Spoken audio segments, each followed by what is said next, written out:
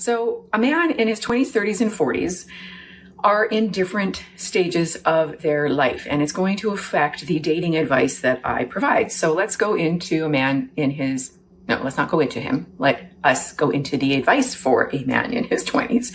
So a man in his 20s typically is just figuring out who he is in the world and getting his career or job on track. So he's either got a job or he's in school studying to become something, to have a career.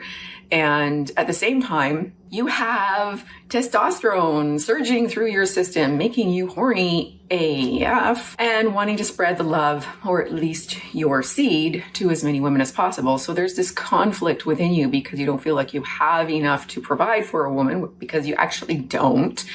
But the good news is, my advice for a man in his 20s is to focus on your career path and figuring out your mission in life, and let women be secondary.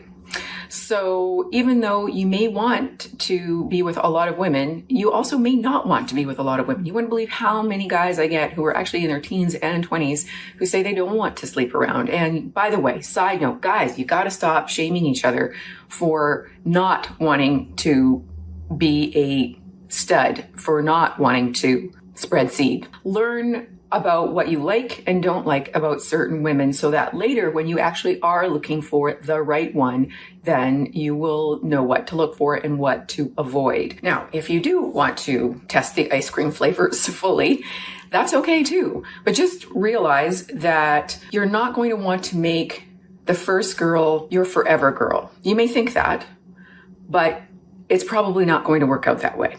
So just be cognizant of that. Do not lose yourself in a woman, well, never, but especially when you're just trying to get yourself on track in the workforce. Men's primary need is to protect, provide, and procreate.